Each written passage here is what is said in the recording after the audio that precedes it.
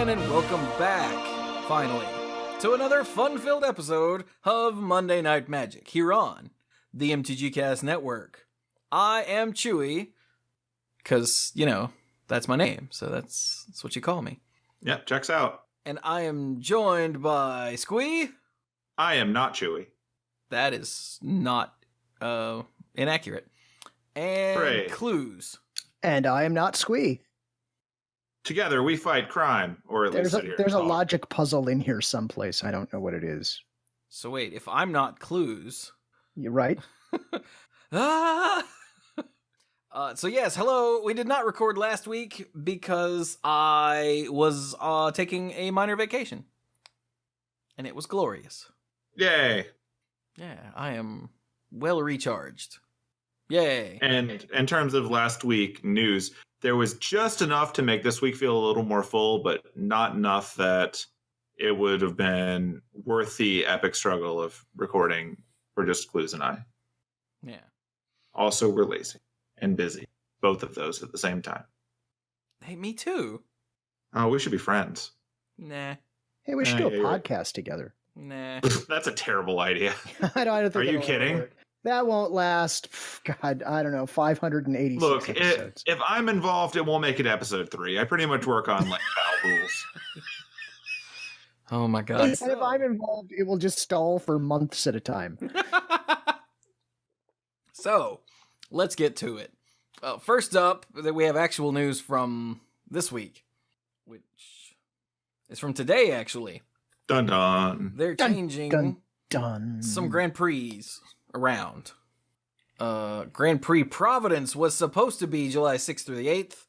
No longer. It is now August 17th through the 19th. Okay?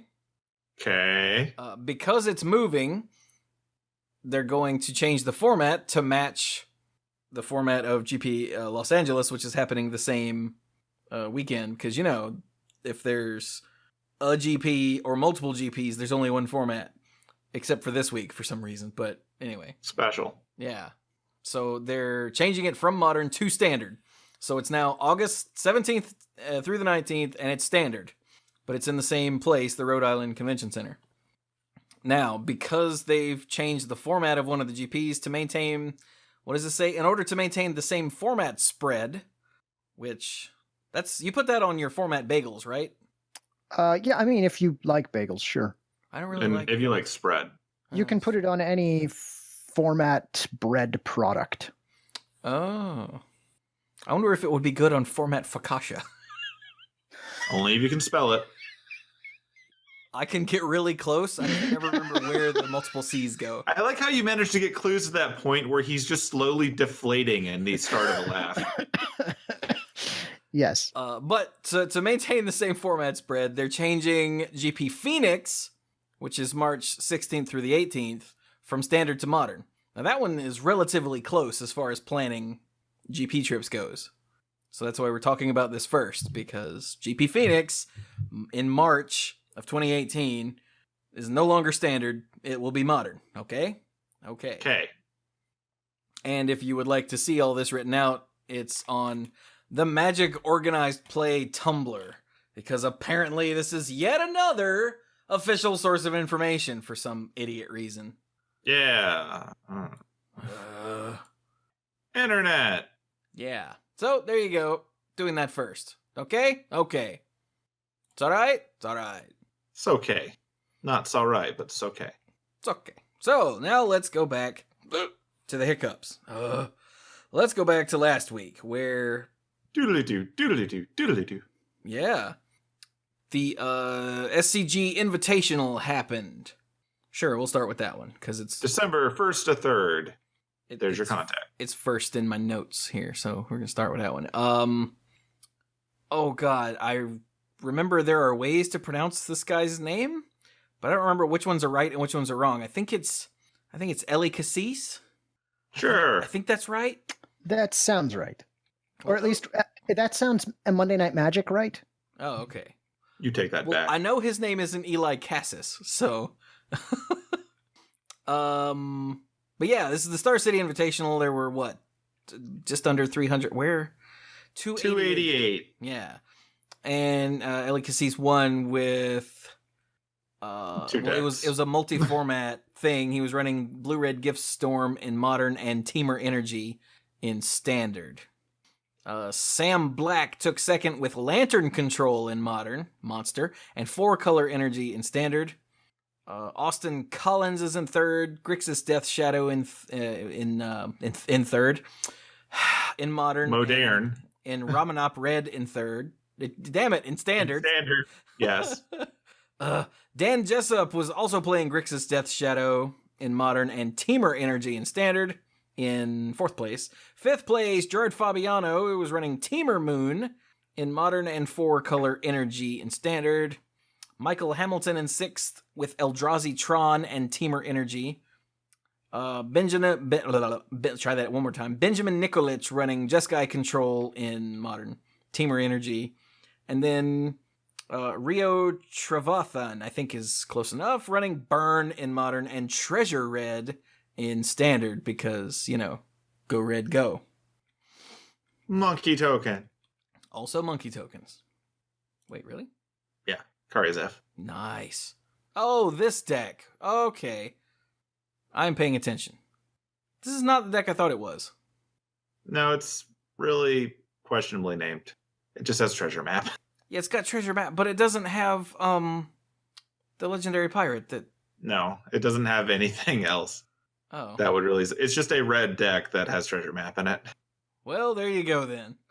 Sure. Look, when you're desperate to make it look like there's more things going on in your top 8, you get clever. All right then. So we're not going to go into any great detail because, well, we have a lot to talk about and it's a multi-format event, blah, blah, blah, whatever. And I think Cluze in the chat just asked a question, and that's because Bill can't. It's been fixed. Yeah, Bill. Oh, okay, all right. No, never mind. Bill can't read. Hooray! Apparently you guys can. Yeah, in the show notes it said Legacy Classic, and Cluze was like, I don't see a Legacy Classic. So I go into autopilot when I'm copying a whole bunch of numbers in a row. Yeah. And the idea of there being a Modern Open and a Modern Classic and Invitational Modern decks is a bit too much for my auto-typing brain. It's a bit too modern. Womp womp. So, let us move to the Modern Open from that weekend, where there were 306 people playing. And this is a Standard Classic. Hang on. This is a Modern Classic. Hang on. I have too many tabs open. Here it is. Okay. Star City Games Modern Open. Yes, where Mono Green Tron won. Mono Green Tron. Oh, right. We're in Modern. Okay, right. Piloted by Benedict Chukwuma? We're going to go with that. And, yep, that is definitely Mono Green Tron. Okay. Yep. Went to the wrong one. Here we go. In second place, we have an Eldrazi Tron, piloted by Joseph Horton. Lucas Michaels in third, playing Dredge. So he's only sort of playing Modern. Playing Magic. In fourth place, we have Russell Colosi running Mono Red Prison. What is this? I kind of want to rename it to Blood Prison because it sounds so much more 90s comics. It really does. Hey, Cluze, it's got Goblin Rabblemaster in it. You love that guy. Oh, yeah, I love that guy. Oh, and it's got Cough of the Hammer. I love that guy. Okay, I'm better now. In fifth place, Ian Bosley's... this is Modern, is running Green-White Company. In sixth place, Corey McDuffie with Grixis Death Shadow. In seventh place, Ian Flynn running Titan Shift. And another Grixis Death Shadow in 8 by Devin Beeston. Scrolling down some more, we've got a couple of Decepticons. Affinity, for those of you that still call it that for some reason. Jeskai Control, a Jund down in 14th. 4-color Control, Blue-White Control, Lantern Control. Wow. Look how healthy Modern is. There's some humans, some green-black Tron, a blue-red Kiki Moon, more humans. I don't think many people are going to argue with the statement that Modern is the most healthy of the played constructed formats. Yeah, it seems pretty good. Nice. Okay then. So that's the Modern Open. Yep. The Modern Classic had 91 people if I remember correctly? Correct. where Mark Stanton won with Jeskai Control, Chase Masters in second with a Black-White Eldrazi Texas, Shane Morris in third with Enduring Ideal. Dude, no way. Wow. Oh my god, are you serious? Dovescape. Dovescape, Form of the Dragon, Overwhelming Splendor. Yeah. Wow. This is a thing I did not expect to see today. Or ever? I expected to see this as a thing that someone brings to their local game store and like, hey, check this deck out. And I wouldn't have expected to see it here. That is great. When was the last time you saw a card with Epic winning something? Outside of some Commander games against Dirk? Yeah. Like, no? All right, then. Like, Epic is one of those mechanics that you will probably never see again outside of a weird, like, special side set. Like, from the vault, the game is over, but you're still playing, or something. Wow. Anyway, sorry. I'm not... So how that's does the this thing. deck win? How does the Enduring Ideal deck win? Is it really just Form of the Dragon and a whole lot of protective enchantments? I think it might also just be the Phyrexian Unlife thing. Because Phyrexian Unlife is kind of funny with Form of the Dragon. Is it? Unless I'm misreading that. Let me make sure that makes sense. So, like, as long as you have 0 or less life, all damage is dealt to you as though its source had infect. Right, which means it essentially gives you 10 extra life. Right, except with Form of the Dragon, resetting your life to 5 each turn. That's, like, you have to get through 5 plus the infect damage, and then get to 10 to kill you every turn. Well, eventually the 10 infect adds up, but, like, having your life get reset back up to 5 each turn and not just being outright killed when someone does 5 damage to you is probably enough to let Form of the Dragon do its job. Yeah, not to mention you've got so many of these protective enchantments. Yeah. Like the Overwhelming Splendor and Ruined Halo and Sphere of Safety. And Leyline And just of having Sanctity. Leyline of Sanctity in there with Form of the Dragon's already really good. Yeah, Dovescape keeps them from doing nonsense. Okay, I see it now. I mean, I can see how this would work. Yeah, that's pretty funny. Okay, sorry, I didn't mean to spend that long on it, but I saw Enduring Ideal and I had to look at the deck. It is pretty entertaining. Okay, who is that? That was third place, Shane Morris. Okay, fourth place, Brian Bronduin, or as it says, Brian Bruanduin. He must be not related. It was running Lantern Control. In fifth place, we have 8-Rack, piloted by Aaron Slate, no relation. In sixth place, we have 8-Rack, piloted by Michael Dudkowski. Elves by Tim Harris in 7th, and Jesse Lease in 8th has another 8-Rack. Wow, look at all that 8-Rack. And then there's Death and Taxes, Amulet Titan, White-Green Taxes, Burn, Merfolk, Decepticons, Eldrazi Tron, Humans, rounding out the top 16. Wait, Michael Monday. I wonder if that's Mikey. I can't remember if Mikey's last name is Monday or Mundy, because I don't know. Anyway, that might be a guy, a local guy around here that I know. Anyway, no one cares. So, moving on, that was the Modern Classic, the Standard Classic. Wow, this won't take long. So, hey, Cluze. Yeah. Do you have the Standard Classic lists, deck lists open? Let's see now. It's in one of these tabs. I've been hopping around between them. Standard. I'll just open the Standard Classic deck lists in another tab again. Yeah, okay, I got it open. Look at the first place name. Yeah. How would you say that name? Euler? Yeah, I was gonna say, being a math person, wouldn't you say Euler? I would, yeah. Because, but I'm gonna suspect that it's Euler. Possibly. So Andre, either Euler or Euler, took first place with Teamer Energy. Brad Nelson was in second, also with Teamer Energy. Huh. Andrew Jessup is in third with Mono Black Aggro. Oh, right, we're in standard. Okay, I was like, I don't remember this being a thing. Okay, we're good. In 4th place, Dylan Hand is running Teamer Energy. David Mather in 5th has a blue-white gifts deck, I assume. Or gift deck, not gifts deck, excuse me. Right. Because we're in standard. Look, I've been off for a week. I have no idea what names are anymore, okay? 6th place, Joe Stempo has an Esper Approach deck. 7th place, 4-color energy, Ted Felicetti. And 8th place, 4-color energy by Weston Cates. There's more 4-color energy, Ramanop Red, Esper Approach, more 4-color energy, Grixis Control, more 4-color energy. And that's the top 16. Yay, there were 91 people there as well, right?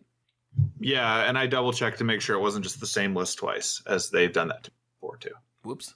But All right, nope. then.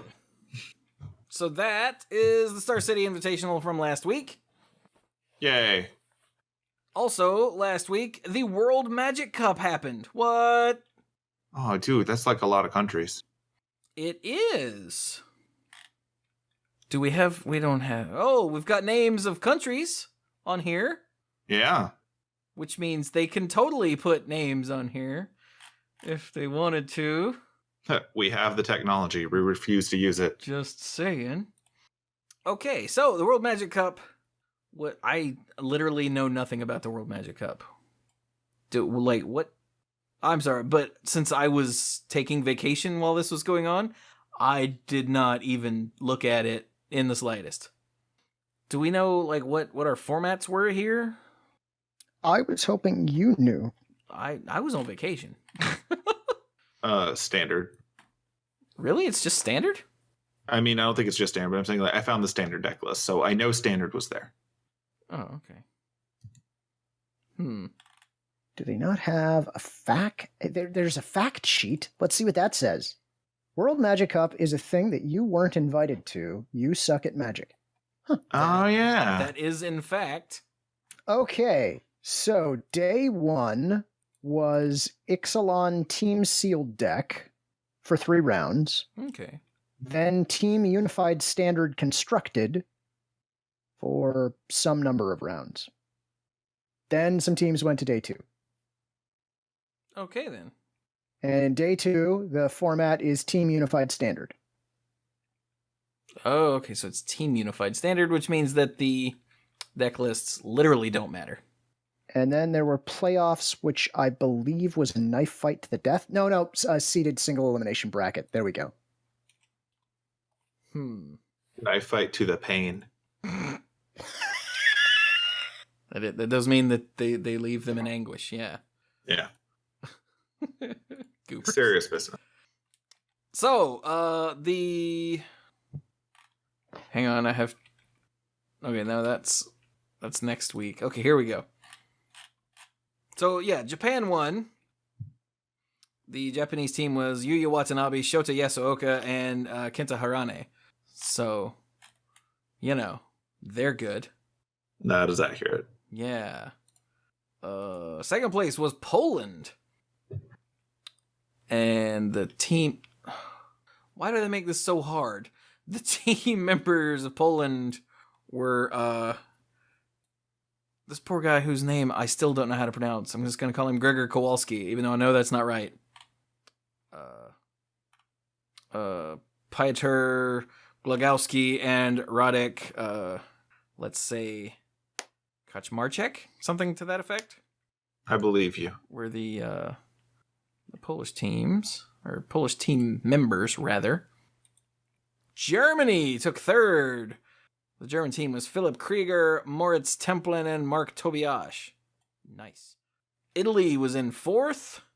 Adriano Moscato, Mattia Rizzi, and Andrea Mengucci. Of course.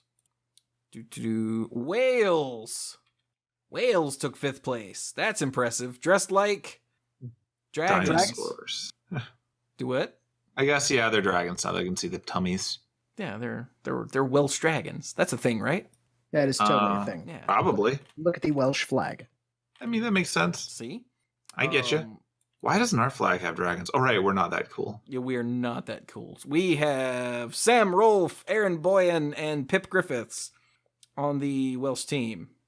Austria took 6th place with Oliver Polak-Rotman, Elias Klocher.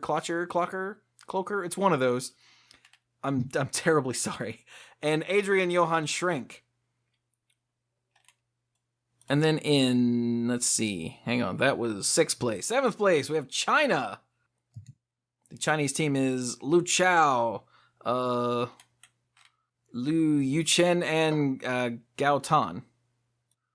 And then 8th place, the Slovakian team, rounding out the top 8. Peter Snoha, Ivan Flock, and Andrei Kedrovic. Nice. Congratulations to all of you. Very much so.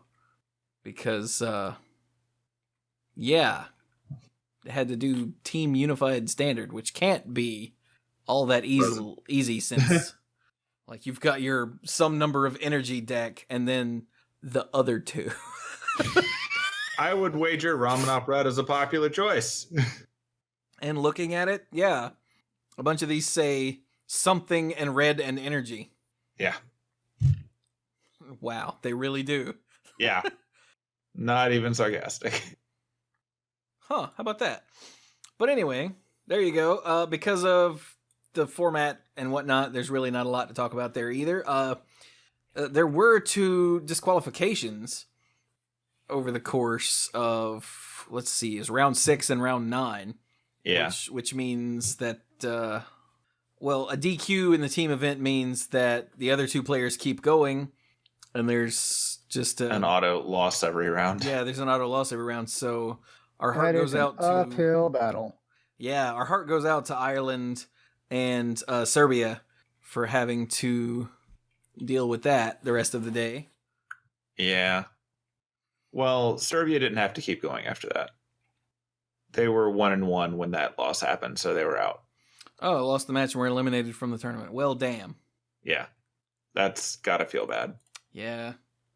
But that's why you don't change your story when talking to a judge, and you don't,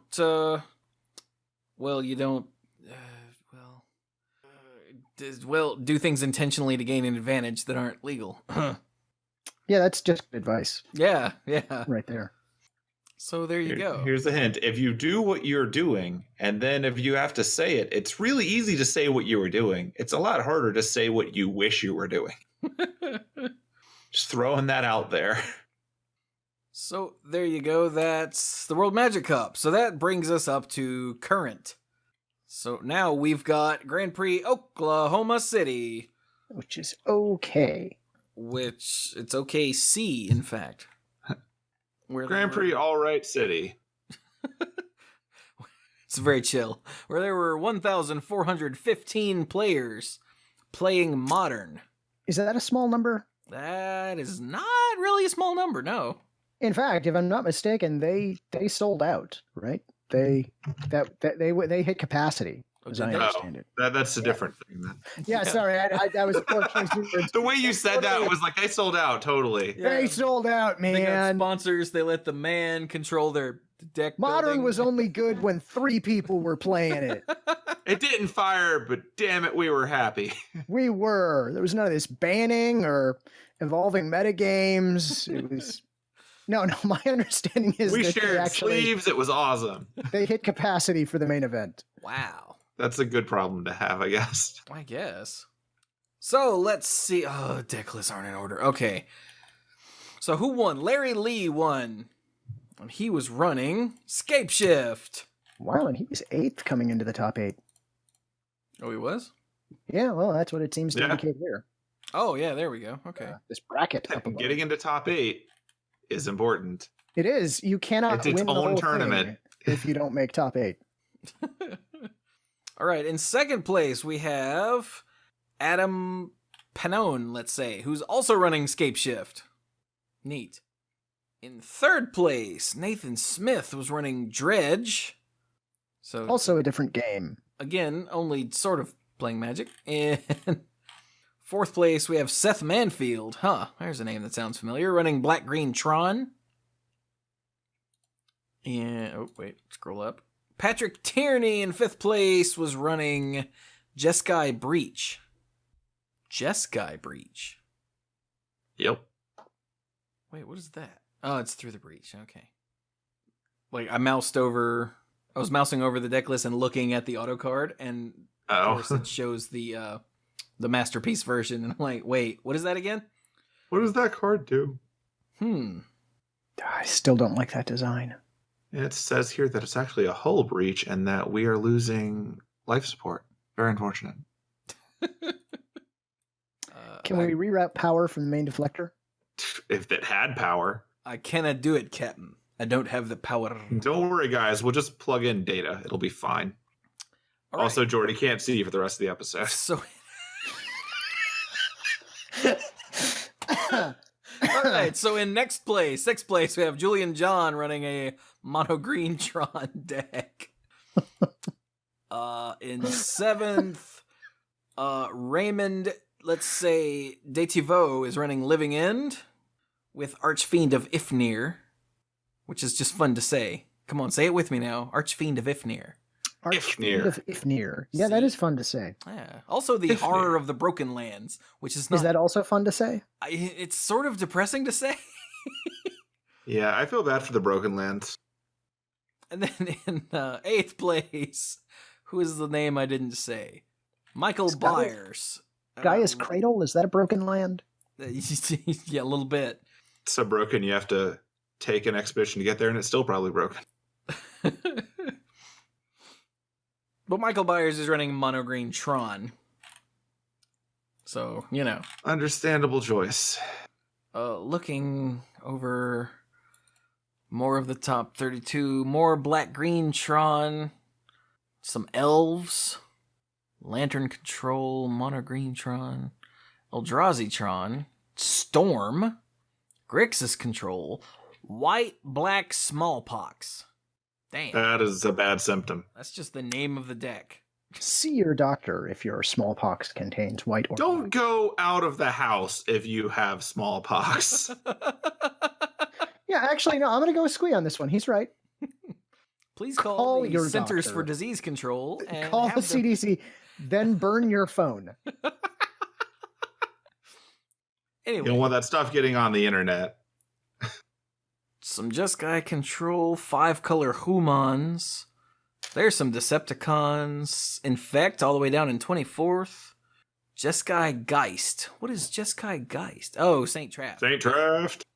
That kind of Geist. Got it. The Is best there kind of another- Geist.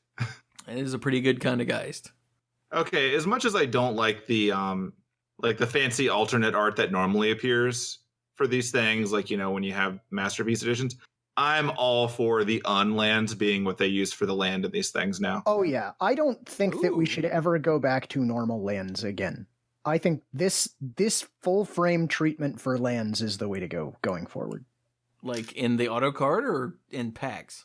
In packs. Because people have been saying that every time that some of these happen, and yet they don't Yeah. stick with it. And they're right. Yeah.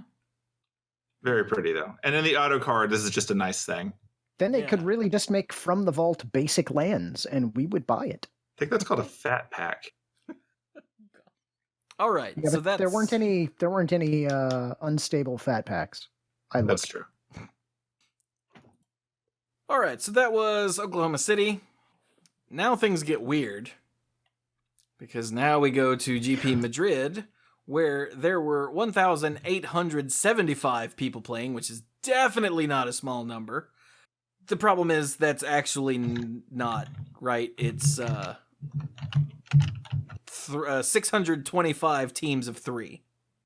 Because this is not modern, like Oklahoma City was. It's Team Unified Modern.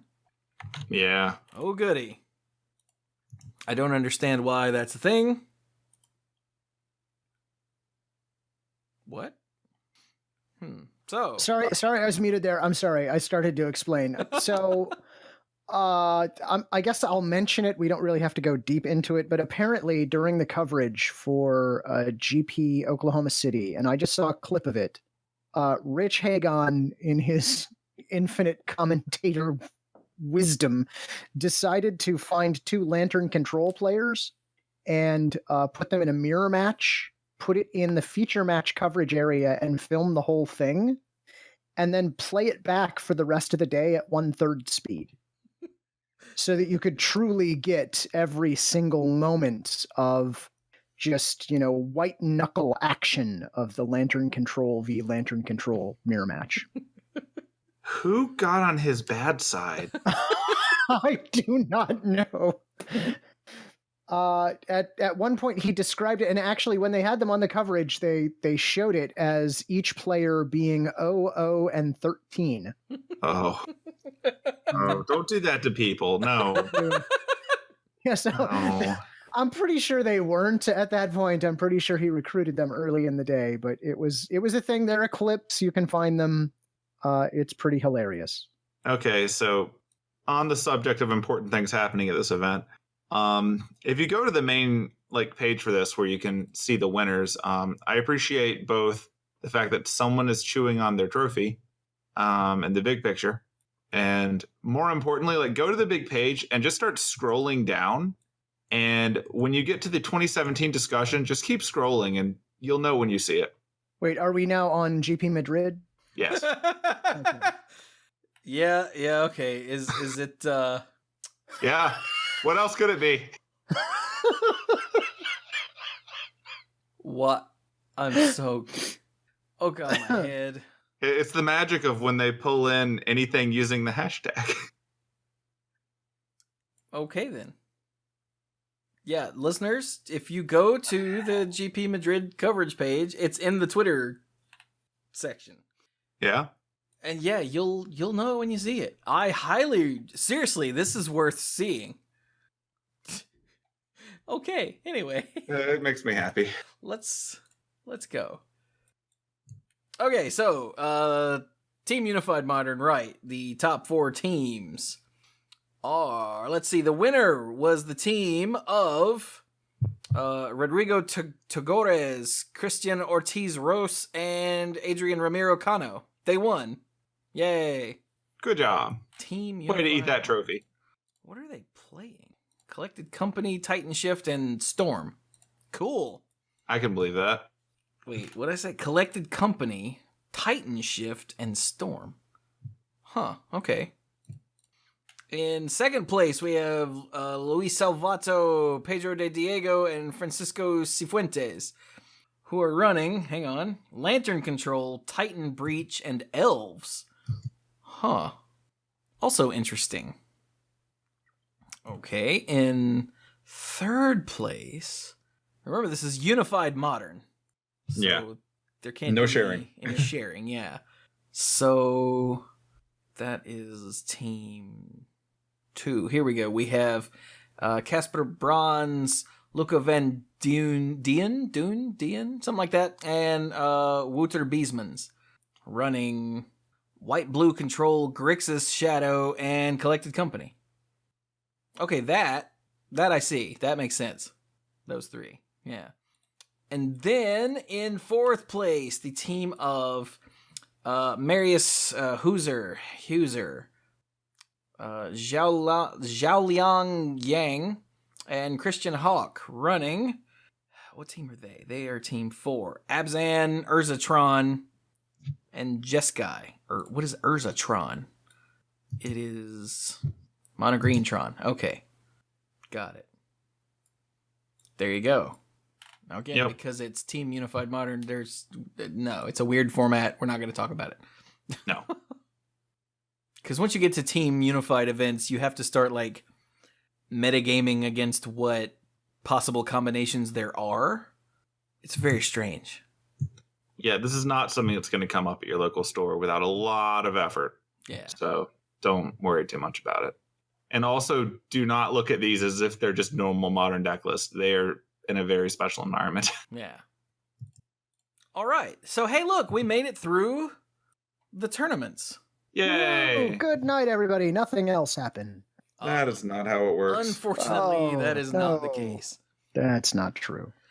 Yeah. So, on the last episode, I think it was the last episode.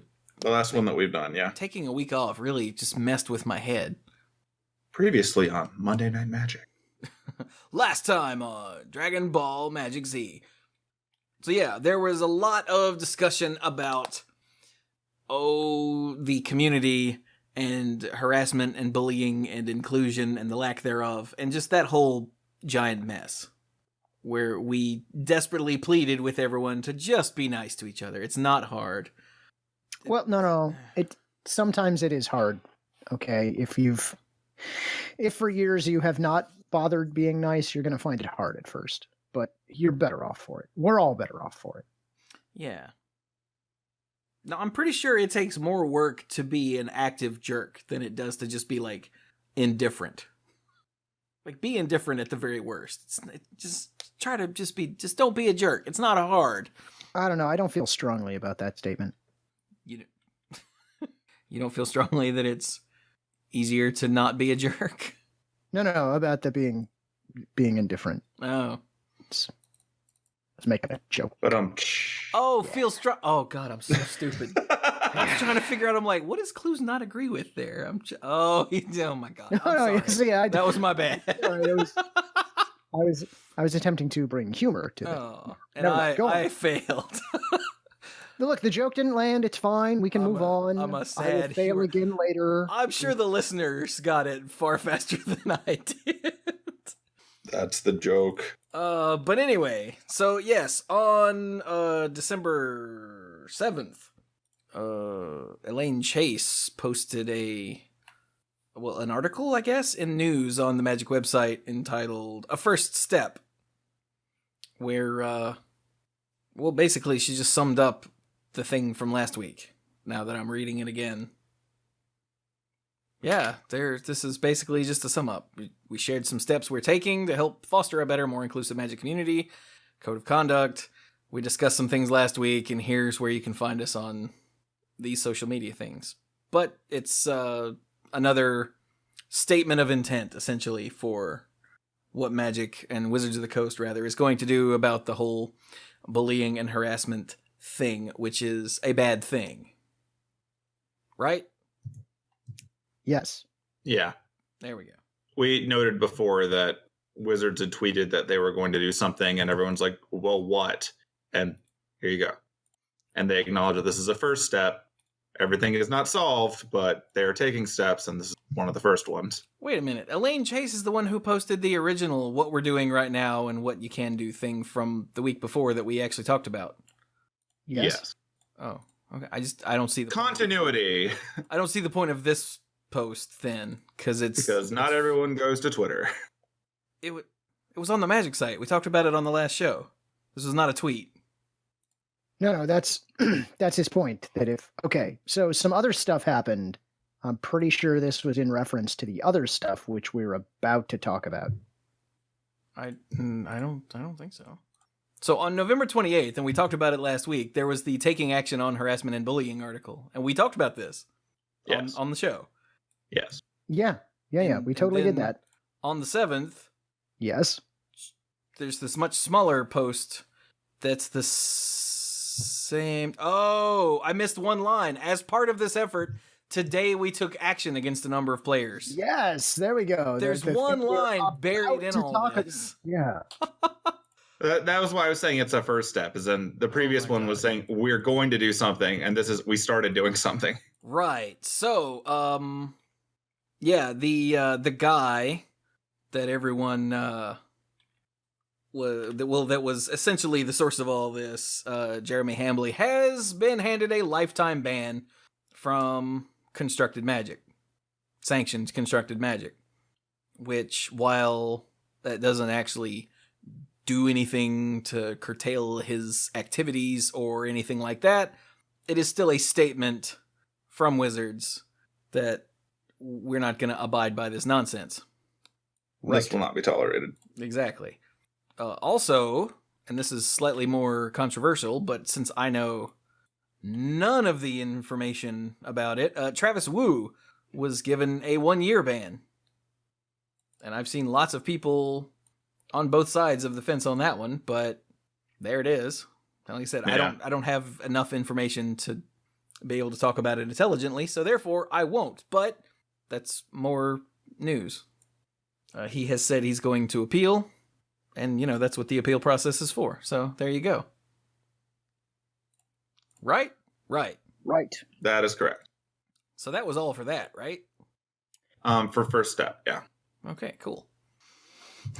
So now we come to my least favorite part of this episode. Yeah. Yeah, so it's been going around the Magic community here lately that a Canadian level 3 judge was decertified a week or so back. And is this the first time this has happened? This is the first time it's been commented on publicly. I do not believe this is the first time that has happened. Okay. Good. But yeah, that Canadian level 3 judge that was decertified as a result of the Judge Conduct Committee was decertified for sexual harassment. And that level 3 judge was my friend and a friend of both of my shows, Chris Lansdell. And so this is very hard. This is difficult. We had a difficult time talking about it when it first came out. Yeah, especially because I was on the tail end of my 12-hour drive back home, and this came up, and I'm like, really? So, yeah. I would like to point out a few things, and I'll ask my co-host to let me get through this before you jump in, if you would. By all means. Sure. So, Chris Lansdell is, and continues to be, a friend of mine, which is the part that makes this hard to talk about. I have known Chris for a very long time. Chris is not a monster. Chris is not evil. Chris is not a creep in that way. And so, with that said, I would like to say I still consider Chris Lansdell a friend, and I'm not going to turn against him or anything like that, because he's been punished, and it's not just the decertification from level 3 at all. Like, he's having a rough go of it. Now, that said, do I believe that Chris needed to be decertified on the basis of sexual harassment? Well, the Judge Conduct Committee came to the conclusion that yes, they do, and I don't believe they came to that conclusion lightly. So therefore, I believe, yes, this was a thing that had to happen. Because intent or not, like I said, I don't think Chris is evil. I think Chris is an idiot for not understanding boundaries and appropriate behavior and making people feel uncomfortable and just all of that. I don't think any of that crossed his mind. He was just being Chris. And intent really doesn't matter. It doesn't matter if he was trying to be creepy or trying to make someone feel uncomfortable. He did. And he did so thoughtlessly without thinking of the consequences or thinking of how he was making another person feel while on the job at work, especially. Because this was, judging during event. So, yeah. Rather than get out the torches and pitchforks, which I'm sure many of you have already as soon as you saw the headline, much like we did with the harassment and bullying thing last week, let's use this as a teaching opportunity. Let's realize that the things you say and do have consequences, whether you're thinking about them or not. Especially when you're, a higher level judge, therefore having more authority, or to use a looser term that's been used a lot lately, power. And especially when you're actually in the Judge Blacks on the job. Use your brain. And like this, I believe, like I said, this needed to happen. I'm very sorry that it had to happen to a friend of mine, but that is purely irrelevant. And I think I've lost my thread of conversation here, if you guys want to jump in. We were waiting to make sure you got to say yours. I think I've started to circle already. Okay. I think that I agree that, Chris is one of my friends, but we can't let the fact that someone as one of our friends cloud the fact that this has been reviewed by people with more information than we have. They came to this conclusion, and we have to honor it.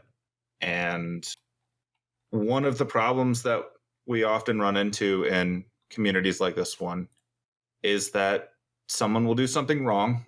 And part of the reason that people look the other way is because they don't want to believe that their friend has done something that bad. Like, it's easy to say, they didn't mean it, or they weren't thinking, or like a million excuses. And like Chewie said, excuses don't matter. Intent doesn't matter. If someone is hurt, then they're hurt. And when you hurt someone, there are consequences.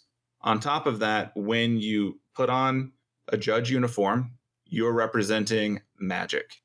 When you go out in public in, your company uniform, you're representing your company.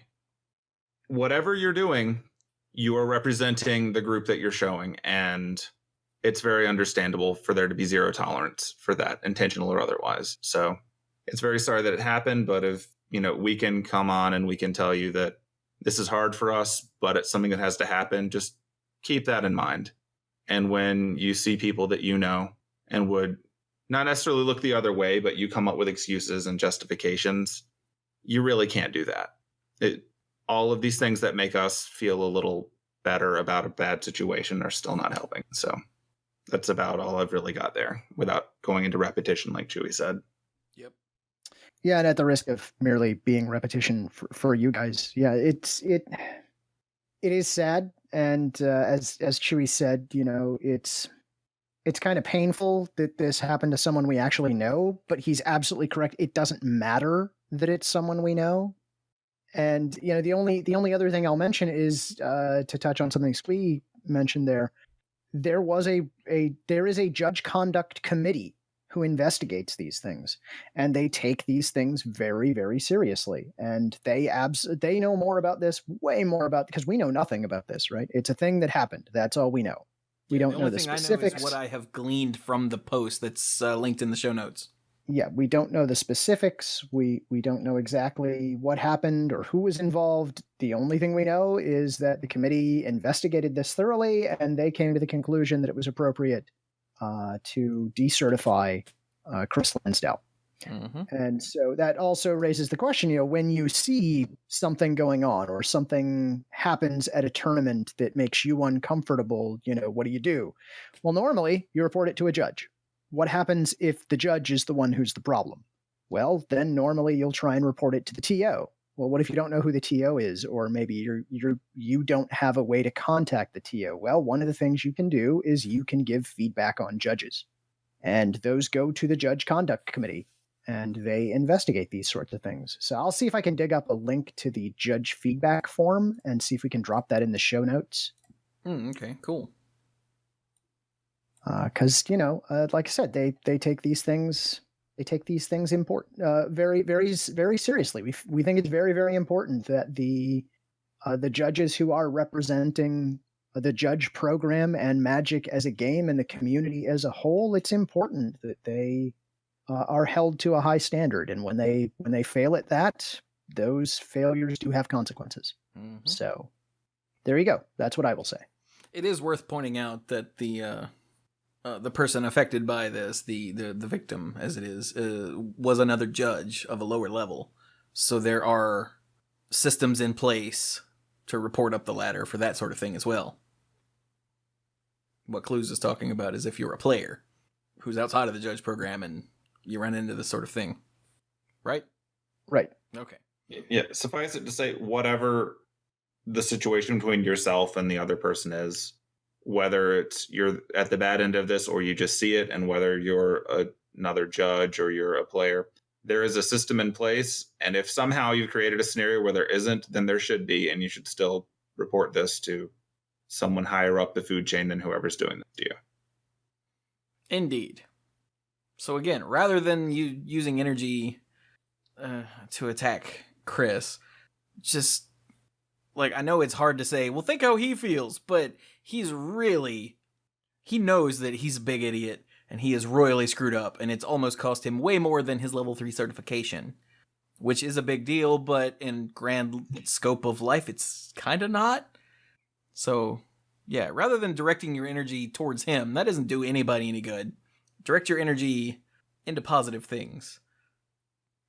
Share some love. Direct your energy into making sure people feel welcome in your environment. That's the best way you can push back against things like this. Exactly. So yeah. Well, that sucked. Let's talk about something else. Okay. Hey, speaking of things that suck, hey, the Magic website's been redesigned again.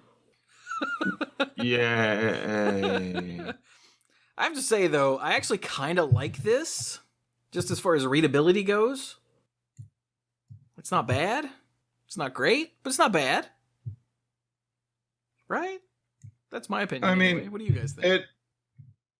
I think that the design of it, I don't know, as someone who's like done a bit of web design, at this point I hate all of it, just the whole internet.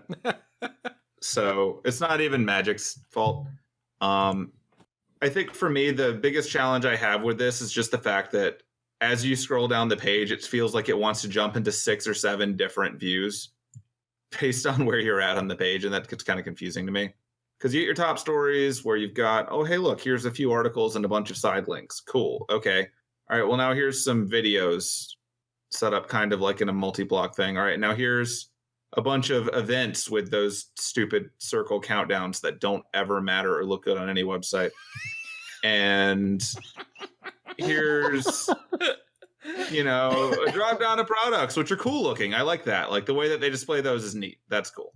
The podcasts sure are less impressive considering they're just the same drive to works with some play buttons. The big banner in the middle is kind of neat if you scroll down that far. And then you get to like, I guess they're doing this by grouping stuff together. Like, and here's a whole bunch of stuff on unstable. I don't know how they're going to handle that when it's not unstable. Presumably it's just going to be whatever the current set or things happening are. Yeah, I think the more, I guess. Yeah, I think the more interesting thing out of this to me is the fact that they seem to be pulling back the amount of like first party content they have on here and essentially outsourcing some of the stories by linking to other places in the community, kind of like the daily update was, just more front and center. Also, they got rid of the daily update. Yeah, the daily update is gone because they've integrated that into the front page. Which is, BattleNet's open. Sorry, you guys just heard Mike sign on. Oh, hi, Mike. Okay, it's closed now.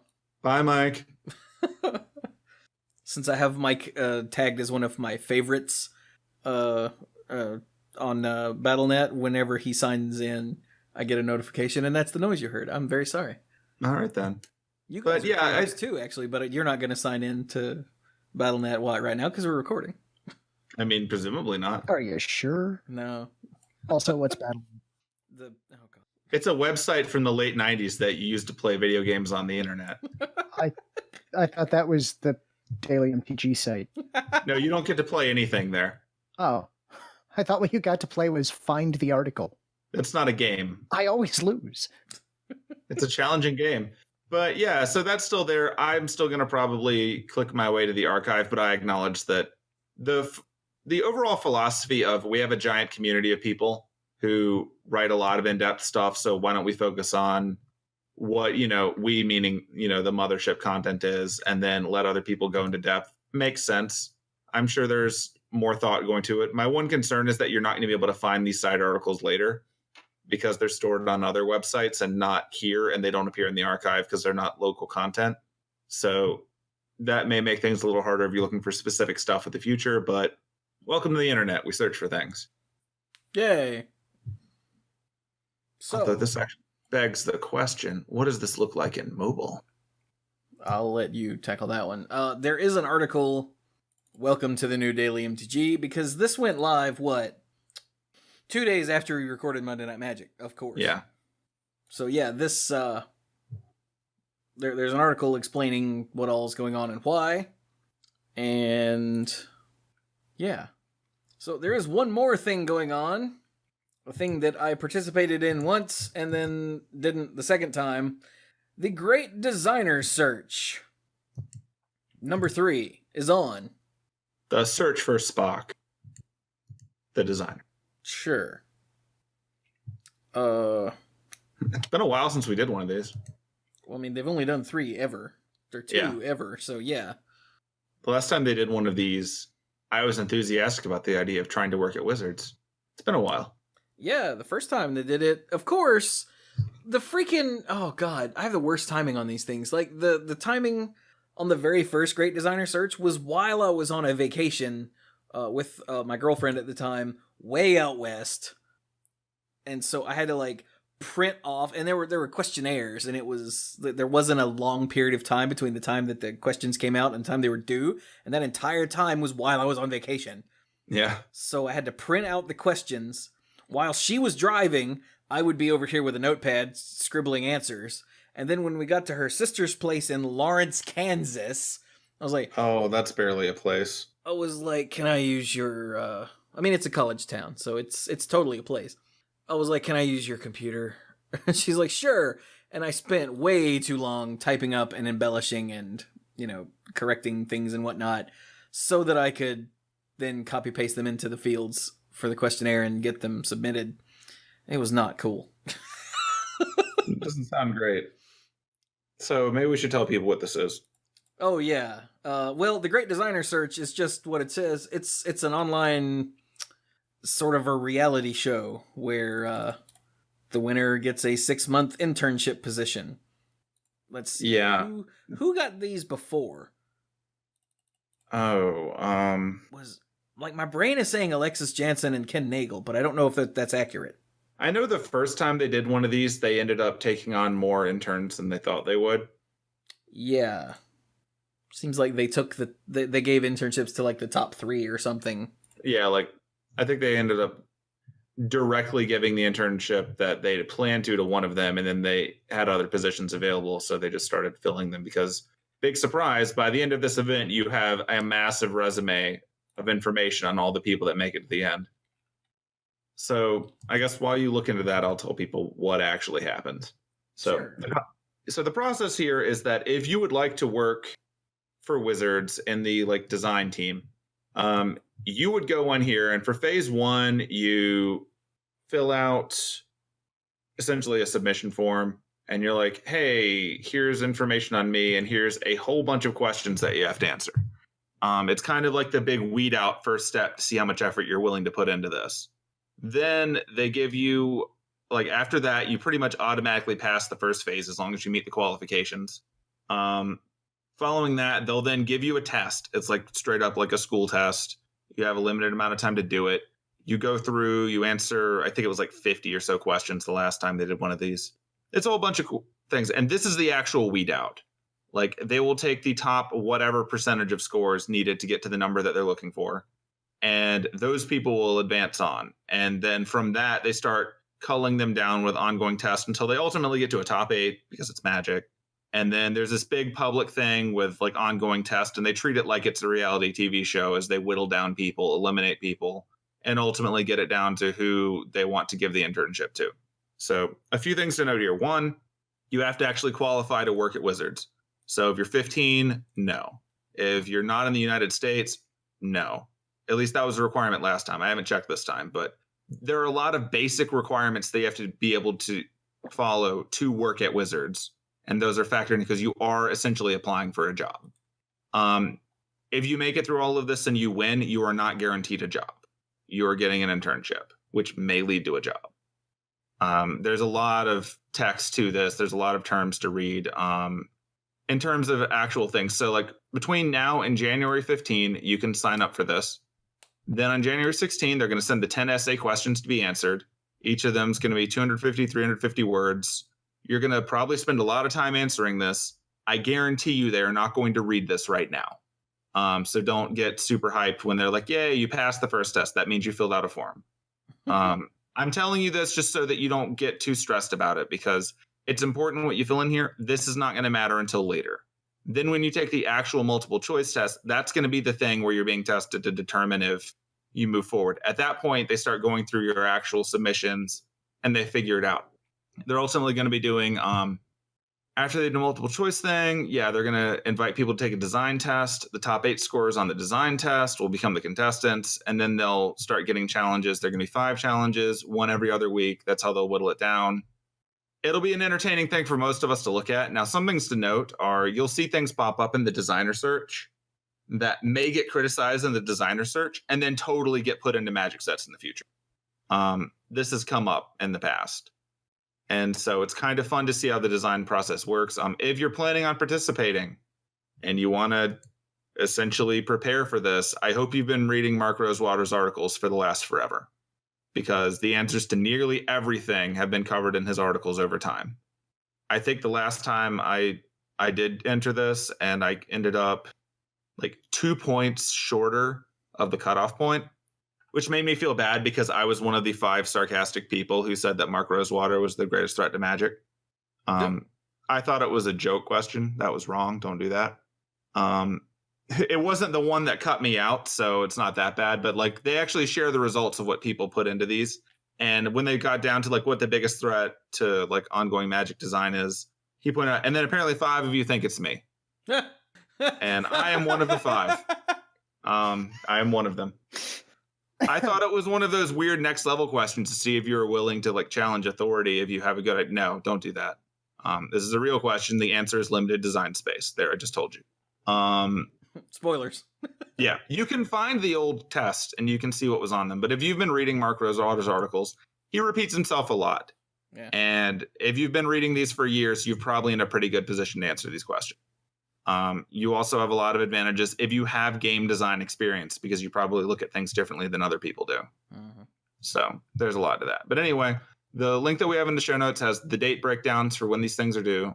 Like I said, January 15, and descriptions of what's going on. If you really want to do this, go through the Wizards website, find the old articles that covered the last time they did this. You'll get a much better insight into this, and that's the most preparation you can ask for. Yeah. This is that college thing where you talk to people that had that professor last semester to get an idea of what's going on. Yeah. And so I looked it up, and I was right. In the first Great Designer Search, it was Alexis Jansen, Ken Nagel, and Graham Hopkins. All 3 of whom still work for Wizards. So that's neat. Yeah. And then in Cluze found the second Great Designer Search where Ethan Fleischer won and Sean Main was runner-up, and they were both hired by Wizards. So, Yeah.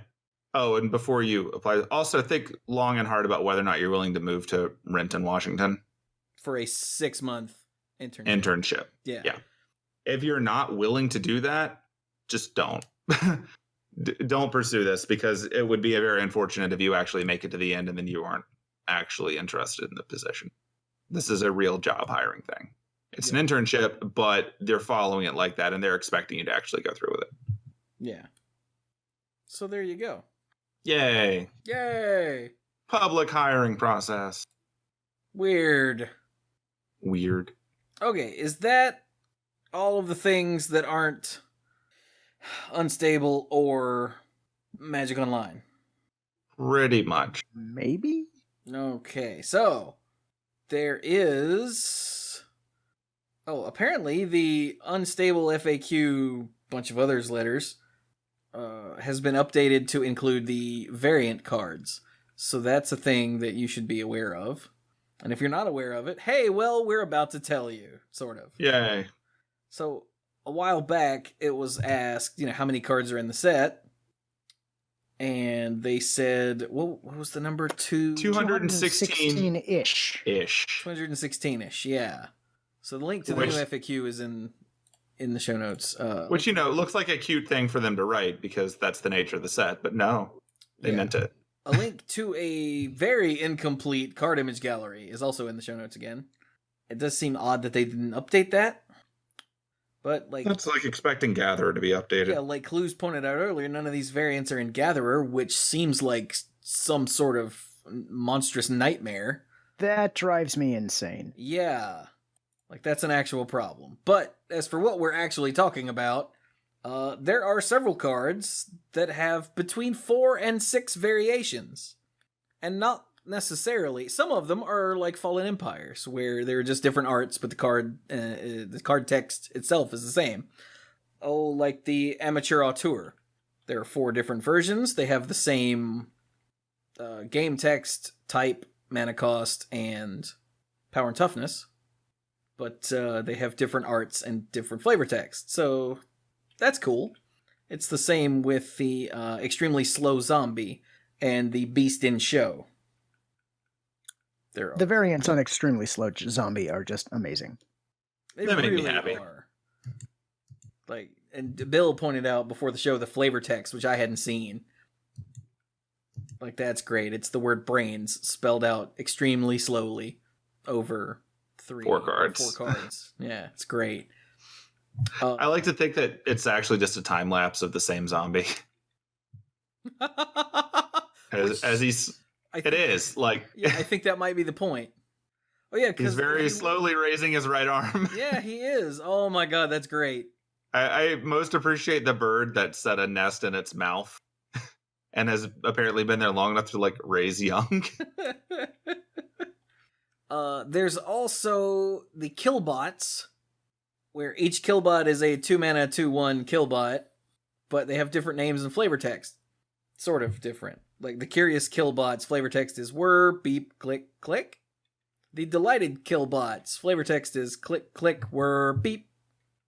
The Despondent Killbot is click, click, beep, whir. And the Enraged Killbot is click, whir, beep, click. See? It's enraged. With, like, special guest writer Bastion, apparently. But they all have the same art, as far as I can tell. I don't see any difference. It is the same art, as far as I can tell, as well. Yeah, but they have different names and different flavor text. But they're still basically the same card. Yep. Which is fun. There is also, let's see here. Are those the... Oh, and then there's the Novella Mental, which has the same art and game text, but has different flavor text on each one. And if read in the proper order, I do believe they tell a story. I'm pretty sure. I haven't actually read it. It looks like it, though, on a quick glance. So... I enjoy all the musicals myself, as far as the fun flavor text is concerned. Oh, the amateur auteur. Yeah. The fact that you get different musical lyrics and also the stage work matches that playing is a lot of fun. Oh, the Secret Base also has different art and flavor text. Yeah. It looks like they have the same card text. 1 mana of any color to your mana pool. Spend this mana only. Yeah, okay. Okay. Oh, and of course, Target Minotaur. We can't forget Target Minotaur. That has different arts, but everything else is the same. Yeah. Okay, so those are the easy ones. Then we have the variants that have different text. Like the Everythingamajig.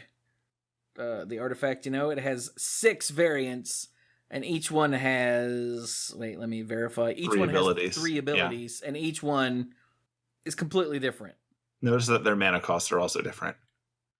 Uh-huh. Oh god, there's one that costs 6 and one that costs 8. Yeah. Yep. And the others cost 5. Yeah. I had not noticed that. Yeah, that's the subtle part. Wow, okay. And then we have the Garbage Elemental. Okay, what's... Oh, no, these have different power and toughnesses. And... Oh, and card text, of course. Yeah, I was going to say one of them's got Cascade, but just one of them. Yeah, so the Garbage Elemental...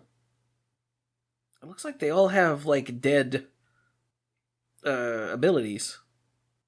Frenzy, Undying, Battle Cry, Cascade, Unleash, and Battalion. And then some other ability that's kind of Like, I appreciate... can't be blocked by wordy creatures. Yeah. I appreciate the Garbage Elemental has Battalion and Last Strike. That's just a funny interaction. I actually wish that the Cascade one cost 1 more than the others, just so you could garbage in, garbage out. Aw, that would be neat. Yeah. But yeah, so be aware of that. Also, Ineffable Blessing, the green rare. They're all enchantments. They all cost 1 and a green, it looks like. Yep.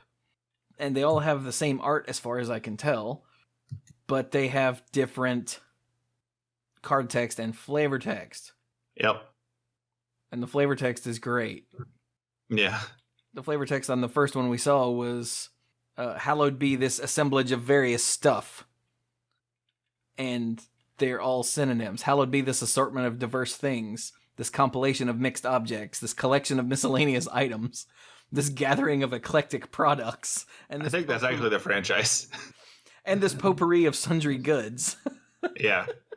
But again, they all have different abilities. They all have an enters the battlefield ability. And yeah. Oh, they all have an enters the battlefield ability that involves choosing, and then some other ability that goes with it. So be aware of that. Knight of the Kitchen Sink is a 2/2 cyborg knight that costs white that has first strike and protection from something. Something. One of them is pro black borders. One of them has protection from even collector numbers, protection from loose lips, protection from odd collector numbers, protection from 2-word names, and protection from watermarks. These have obviously different gameplay effects. And they forget a different thing in the flavor text every time. Oh, they do? Yeah. I didn't read the flavor text on all these.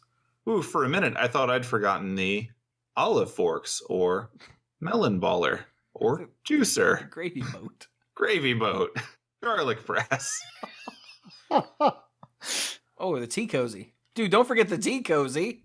That'd be terrible. And then, let's see, the Sly Spy. Oh, God. Okay, I didn't look at these either. Are these all 2/2s for 3? They're all 2/2s for 3. When they deal combat damage to a player, a thing happens. There are 6 different versions, so 6 different things happen. Yeah. And they all have the same art, except for one that is reversed. It's mirrored. It's mirrored for some reason. I appreciate it being mirrored. You may destroy target creature facing right in its art. So that it can target itself. Yeah. Weird. And then the big one is the Very Cryptic Command, which I'm not going to lie. When they showed Very Cryptic Command, I read it and I went, I don't get it. Like another card, okay. Because I think it was version B. I believe that is the case. Yeah. I think. I'm pretty sure it was the one where you discarded all the cards in your hand, yeah. Yeah. Yeah, so we saw that in a vacuum, and we're like, that's a magic card. Yeah, that's not even that weird. But what makes it weird is that there are 6 versions, each with choose 2, and each one has 4 options. Yeah. And they're all completely different. Yeah. And then there's version A, which has a pencil art by Wayne England. Yeah.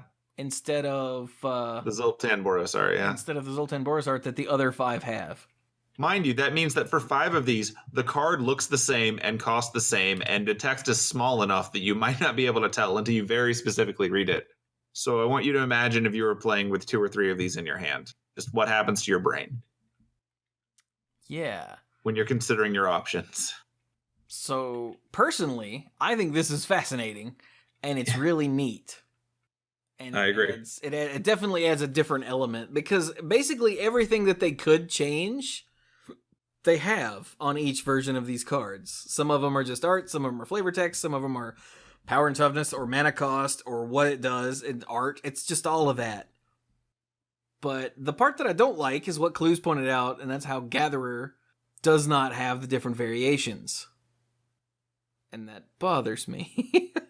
Yeah, for all the other cards that have variations, they actually are in Gatherer, unless that's been taken out while I wasn't paying attention. Well, it doesn't have judge promos and like F&M promos and whatnot in Gatherer, which has also always bothered me.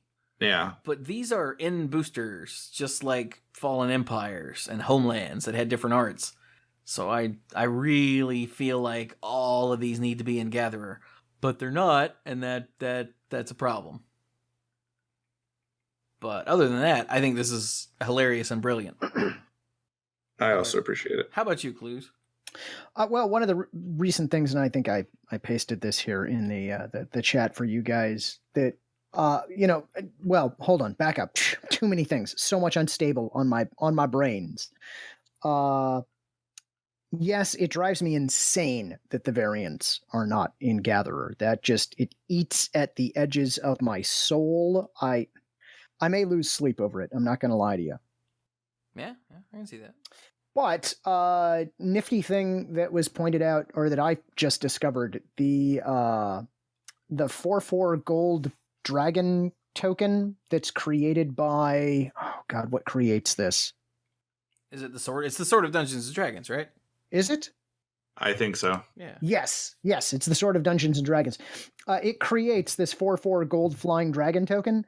The picture on the token is literally the gold dragon from the 5th edition D&D monster manual, with some of the text from that monster manual in the background of the token. Which is amazing. And I think that's just great. That is wonderful brand integration that they've got there. And to my knowledge, they didn't tell us this. People just had to find it. Yep. And that's wonderful. That's what I like about things like this. And I've been desperately trying to find it, but apparently on the back of one of the like tip or ad cards, or maybe it's on the back of one of the tokens, there is an ad for D&D that it features weapons such as the Sword of Dungeons and Dragons as seen in Magic. So it's got like a cross-brand promotion there. I've seen the picture, but I can't track it down right now. So I wanted to share it with you guys, but I've lost it. Should have left it open in a tab. I left everything else open in a tab. So Are you telling me that I should open 4 packs of Unstable so we can watch me lose $4 a week? Yes, you should. Hey, if you don't, I will, because I did order some Unstable. It's on its way. I was thinking about picking some up and just making that a fun thing to do in like the last show of the year, rather than spanning over, because we're not going to have as much to talk about when we run out of tournaments. Yeah, that's true. Yeah. But turns out I still had some Star City Games credit left, so I bought Unstable. That's fair. Nice. All right, then. Oh, there's one more thing in Unstable. The lands are gorgeous. That is not one more thing. Everyone knew that already. Oh, okay. This is a special unannouncement on the MTG Commander official forums. And what this says is that until the next ban list announcement, January 15th, silver bordered cards are legal in Commander. There is a banned list of those that are just, what does it say? Problematic. Let's see. These have rules that span multiple games, which is problematic for single game multiplayer, are variants of cards already banned, or are too nightmarish for even us to contemplate. Like Richard Garfield, actually, is probably one of those. Yeah. But, yeah. And of course, when this announcement happened, the freaking internet lost its mind with a bunch of people saying that the rules committee was killing Commander and all kinds of nonsense because they're sellouts and yeah. How dare they? But like charlatans, all of them. Yeah, everyone calm down. The whole point of this is to show that, you know what? Silver bordered cards are fun. And so if you want to play them in Commander, go for it. Bear in mind, if you play with a group of friends, it's still wise to make sure everyone is aware of it and cool with it. But, yeah. Yeah. Like, if you sit down with your deck and it's got silver bordered cards in it, you just say to everyone playing, hey guys, I've got some silver bordered cards in this deck. Is that okay? And if everyone's like, no, we are serious Commander players, you probably shouldn't play with them. But if you want to play with them, you should probably swap to a deck that doesn't have those in it. Hey guys, my entire Commander deck is nothing but silver bordered cards. I'm impressed by your land. So yeah, that's that. Yep. Fun to know. Be aware. Like my first reaction to that was like it matters in the slightest what the rules committee says in this particular case. That's still a thing you're going to have to be like, hey guys, is this all right? But apparently some people take the rules committee, which I've always taken the Commander Rules Committee to be like suggestions, because for me, Commander is the thing you play with your buddies at somebody's kitchen table. There are people who play at stores, but still, in my experience, most of those are just a bunch of buddies who play Commander. They're just playing it at a store. I think it matters more when you go to like GPs and stuff and they actually just set up like Commander tables. Yeah, when you're doing the sanctioned Commander pods or whatever, that is a big deal. But like, why is everyone freaking out? Did you not get the memo? Magic is going to die. It's gonna be over. Right. End of magic. End of magic. Oh, my bad. I didn't mean to end the magic. No, end of magic. Very sad. I'm devastated. It is survived by Kaijudo, its stepson. Anyway, so there's one more thing before we get to this other thing. The download. Which is some Rivals of Ixalan stuff. We've got the promos, packaging, and more. So we've got cool art on the boosters, cool art on the Fat Pack, which is not called that anymore. It's a bundle. Really? They changed it from Fat Pack to bundle? They did. Go team. Okay, so the Rivals of Ixalan bundle. Weird. And booster box and whatnot. We also get the cards from the Planeswalker decks, including the Planeswalkers. So we get Angrath. Oh, get it? Angrath. Oh my god. Angrath, Minotaur Pirate, and Vraska Scheming Gorgon. And all of their cards in particular that, go with them. Swab Goblin. That is a great name.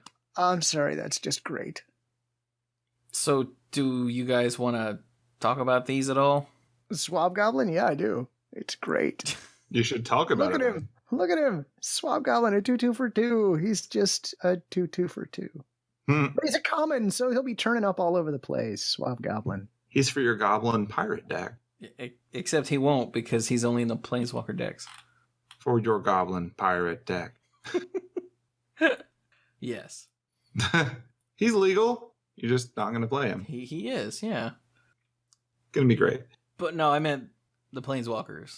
Obviously, yeah. Since they're Oh, the yeah, B okay, team I'm sorry. Yeah, I haven't Planeswalkers. even read them. Okay, let's see. I haven't either, but since they're the B team Planeswalkers, and this is already a long show, do we care? I think I'll quickly read Angrath Minotaur Pirate because it might actually do something, maybe. So, Angrath Minotaur Pirate, 4 black and a red, mythic, whoop-de-doo. Legendary Planeswalker Angrath starts with 5 loyalty, +2. Angrath Minotaur Pirate deals 1 damage to target opponent and each creature that player controls. That's not bad.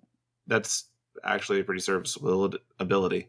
-3, return target pirate card from your graveyard to the battlefield. And -11, destroy all creatures target opponent controls. Angrath Minotaur Pirate deals damage to that player equal to their total power. This is actually just a Planeswalker card. Yeah, I was going to say, if his starting cost wasn't quite so high and his alt cost wasn't quite so high, this would be a perfectly serviceable in-set Planeswalker card. Yeah, I mean, they've done what they're supposed to with these, which is take a design that could kind of work, make it cost too much, and then release it so people can learn how it works. But this is a legendary Planeswalker whose name is Angry plus Wrath, who is a Minotaur pirate who stole Ghost Rider's chain. And that's great. Ghost Rider's going to be pissed about that, by the way. Yeah, he is. I mean, what else is new? Okay. And then the other one is Vraska Scheming Gorgon, who I also haven't read. Go for it. You like So- that color. Yeah, so it's a mono black Vraska. She costs 4 black, and she starts with 5 loyalty, +2. Creatures you control get +1/+0 until end of turn. Meh. Yeah. -3, destroy target creature. That seems good. Not for 6. Pretty but Vraska still. of her. Yeah. And then -10 until end of turn. That's a hell of a limit break. Creatures you control gain Death Touch, and whenever this creature deals combat damage to an opponent, that player loses the game. Damn. Ultimate Death Touch. That's... For realsies, Death Touch. Yeah. Oh, it's Phage Death Touch. Yeah. Oh, okay. Phage Touch. Phage. Is that a good touch or a bad touch? It's Phage. It is a bad touch. It is a bad touch. You do not want that touch. Hence the untouchable name. So yeah, that's pretty neat. Yeah. Again, it costs too much to cast, and it costs too much to use. Yeah. Which means it's just neat abilities. Right. I mean, I think the Angrath is actually pretty close, but for 6 mana, you want a little bit more. But those abilities are all fine. It's just a little expensive. So, Yeah. but neat. Yeah. So then we got these other promo-y cards that are actually in the set proper. Yeah. For the open house promo, you get a full art Silvergill Adept with sweet new art. Yeah. Good old Silvergill Adept. If you participate in a league, you get this really trippy Evolving Wilds. Yeah, it's weird. Yeah. But it's Evolving Wilds, hey. And the Buy a Box promo is Captain's Hook. Skirting that trademark real close. All right. What does this do, one of you? Well, I haven't read it yet. Cluze. So, Captain's Hook. It is an artifact equipment. It appears to be a rare based on its color here. It costs 3 generic mana. Equipped creature gets +2/+0, has menace, and is a pirate in addition to its other creature types. Sold. Whenever Captain's Hook becomes unattached from a permanent, destroy that permanent. Equip 1. Huh. That's pretty Yeah. neat. So, how do you get it off? I like to think that you actually have to remove it at the forearm. Yeah, that's fair, but I mean, there's no mechanism. You equip for it to another creature. Okay, so just moving it to. I was thinking they may have a way to make people drop their stuff in the set, I mean, that would also be funny. which would be interesting. Typically, when they give something equip 1, the whole idea is you put it on this guy for attack and then you move it to that Yeah. guy for defending. That's not a good plan here. Would not recommend. Although, to be fair, if you did put this equipment on you, you would be a pirate and you would have menace. Which is important. Yeah. I mean, I could very much see myself mistakenly running this unlimited. Or just running it unlimited and just going with it. I was going to say, I don't think it's terribly mistaken because it gives you a creature that they are forced to deal with. Yeah. And if they deal with it, you just put the equipment on someone else. Like, the drawback doesn't matter if you just plan on... In my leaving it experience, you put this on your first flyer because they're going to need to have 2 flyers to block it. Yeah. And you just sort of play Invisible Stalker till they're dead. And that's a perfectly viable strategy. Yeah, yeah. The biggest pain is that it costs 3, but welcome to equipment. Yeah. So that's the Buy a Box promo. Yep. The draft weekend card is Brass's Bounty, a red rare sorcery. Okay, what is this? 6 and a red. Yeah, casual. It's a rare sorcery that says, for each land you control, create a treasure. Holy crap. Yep. That's really cool. Yeah, that's cool. Yeah, it does its job. Like, for some decks, that'll be an amazing win condition. For other decks, it'll be the last thing you do before you die. And for other decks, it's a big turn. Yeah. Like, okay, I have 7 mana. Next turn, I have 14 mana. If I play land, then it's 15. Like, this is totally a really crazy commander card, right? Yeah, it'll probably show up in someone's terrible Disciple of the Vault deck. Not that it's bad, it's just they're a bad person. Right. Cool. And then we Yeah. get the double-sided tokens for Friday Night Magic, because remember, that's what we get for Friday Night Magic now. And Hey, these- Cluze, look at the Merfolk token. You know, Do I have to? when we were talking about this before the show, I missed that these were the F&M tokens. Oh, yeah. Because we were talking about, ads on both sides and whatnot, and no, they're F&M tokens. This is the new thing. I just completely missed that. Fair enough. We were talking about lots of things. But yeah, we've got a 1/1 hexproof Merfolk and a treasure. I do not approve. One, we've got City's Blessing. which we That's don't where the know- rumors come from. Yeah, which we don't know what that is yet. And a 0/1 Elemental. Wait, what? On the back, yeah. At the beginning of your upkeep, sacrifice this creature and return target card named Rekindling Phoenix from your graveyard to the battlefield. It gains haste until end of turn. I Oh. like that variant on Phoenix. Yeah, so this is going to be a thing that a card named Rekindling Phoenix turns into when it dies. Yeah. Cool. Like, typically, the problem with designing a Phoenix is that there's usually a heavy mana cost for bringing it back. So a lot of the time, you can't actually use it the way you want to. This is a more interesting thing because instead, it's like, don't let this thing die for a turn. It'll come back, Yeah. which is awesome. That means Rekindling Phoenix can't be terribly big. It's probably going to be like a 2/2 for 4 or something. Like they've given us undersized Phoenixes many times, Yeah. but I'm entertained enough that I hope that it pays off. Yeah, that's pretty cool. And that's on the back of the City's Blessing. Yeah. And then we have the 2/2 illusion. When it becomes the target of a spell, sacrifice it. And a 1/1 Sapperling. Plant. So yeah, there you go. Those are really cool. Yep. And they're foil, right? Are these foil believe double-sided so. tokens?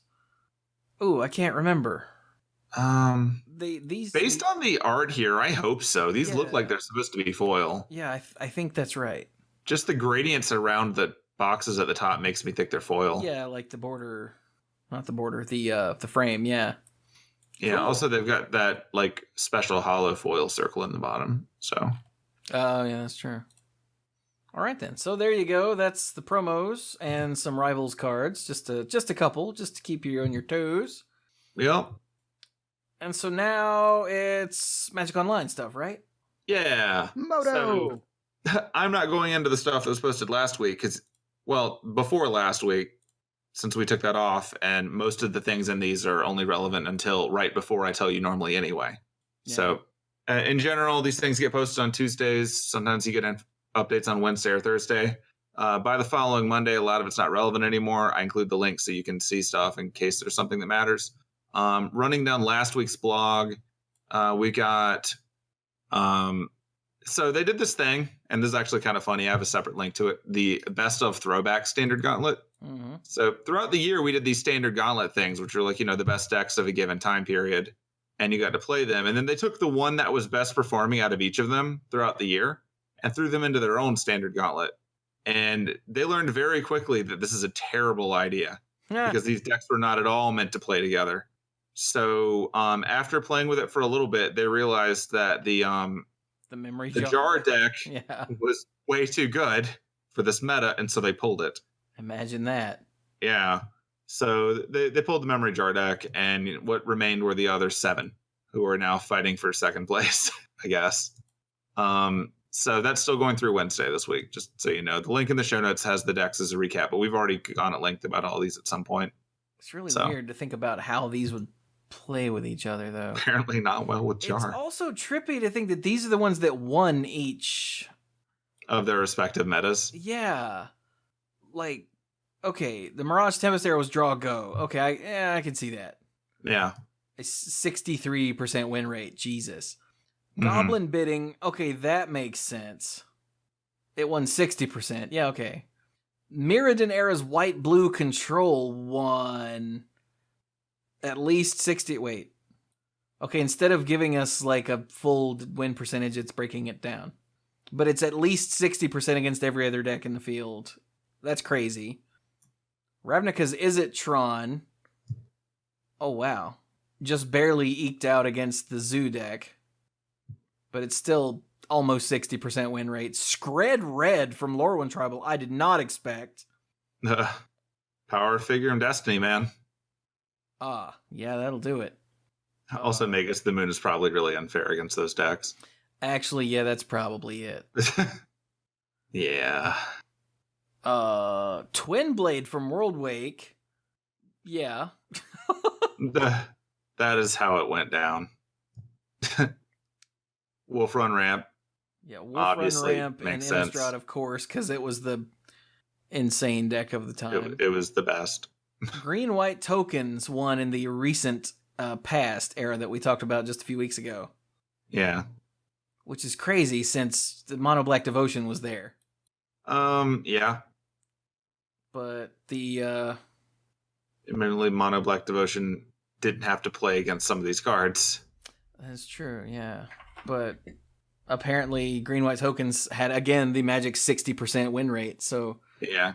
And I'm guessing that Jars was just insane.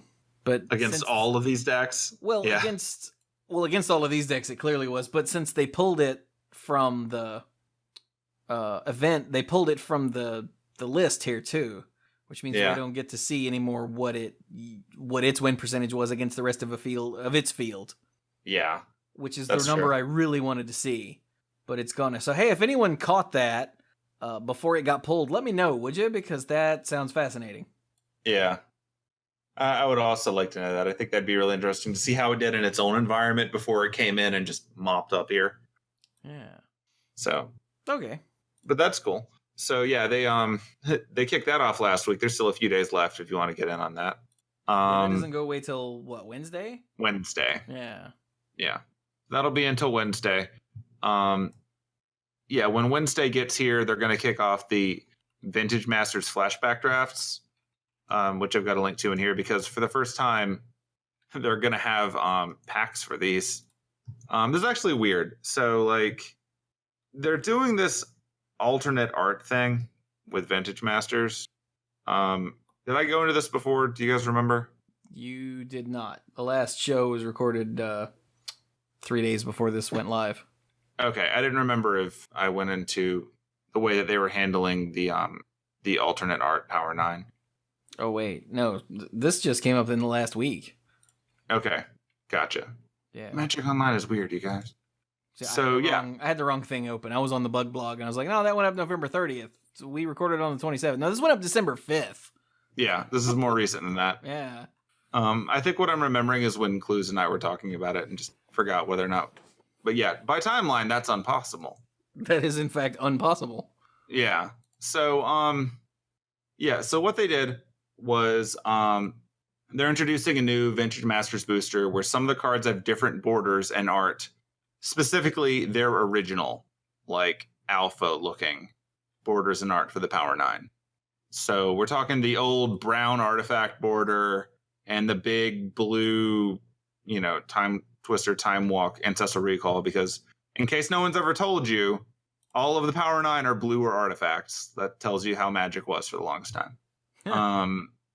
But yeah, they're running in this event special, limited, time only, alternate versions because, getting a Black Lotus in Magic Online isn't a big enough deal. And you have to have a special Black Lotus because this is how we roll, apparently. But you can see the art of them here in the deck. But yeah, they're going to have two boosters. They're going to be the original Vintage Masters art for these, and then there's the new ones. You get to pick, but I think they're both usable. You can use either type to enter, but you have to have 3 of the same type of boosters, so you don't get to like mix and match. I suspect most people. The Time Walk version is the Vintage Masters art, and the Lion's Eye Diamond art is where you get the old style alpha borders. Yeah.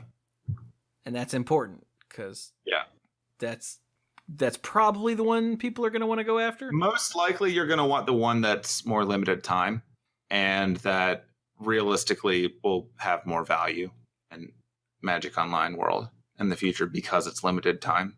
Yeah. Mind you, don't go crazy with this expecting to just get Power 9. They are not common.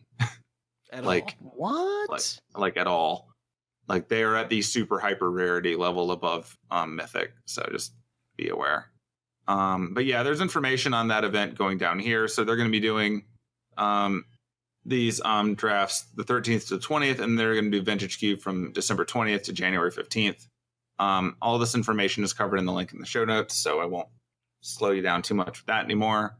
Other stuff going on in the Magic news. So they've got a note about, and this is a little older now, but just because it matters for some people.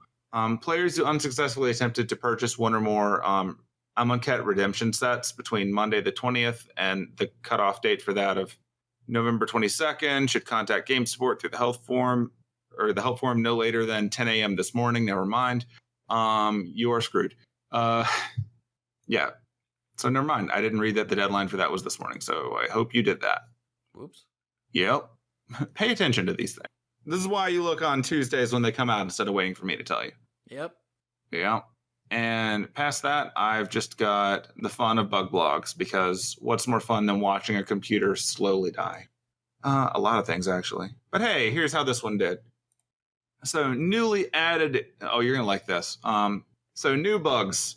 First up, Words of Waste does not function. Isn't that appropriate?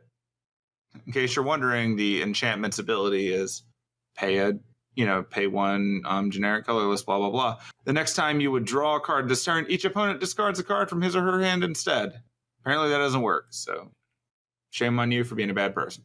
Up next, a card that's a little more relevant. If a player casts Reflector Mage targeting a creature they own, and then the following turn their opponent casts a Reflector Mage, they are able to immediately recast that creature.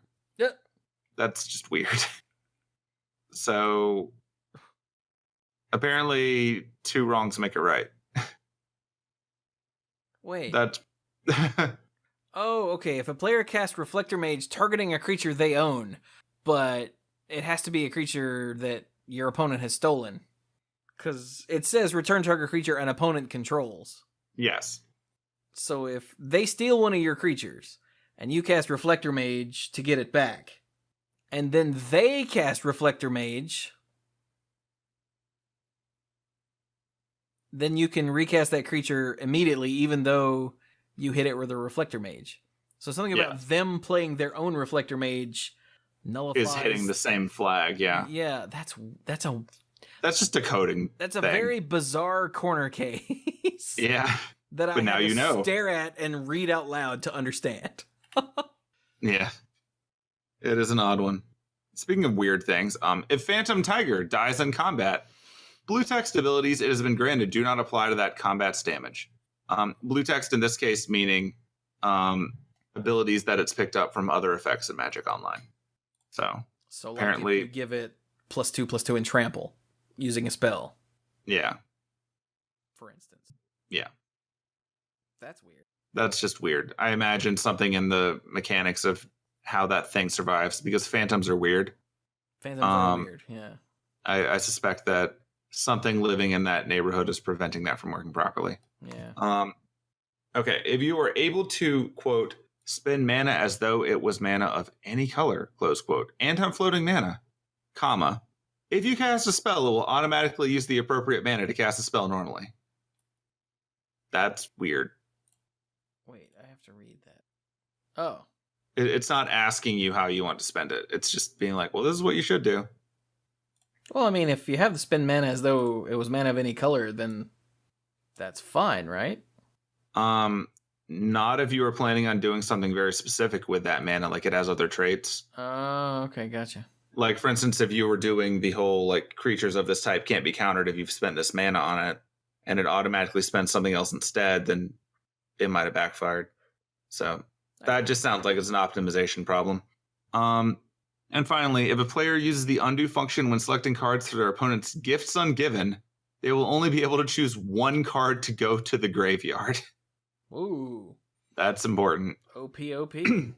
Yeah, that's hacks. Don't do that. If you do that, you are cheating. Just don't do that. In fact, don't do any of these things on purpose. And if these cards are in your decks, like, if you got your Words of Waste deck, first of all, what's wrong with you?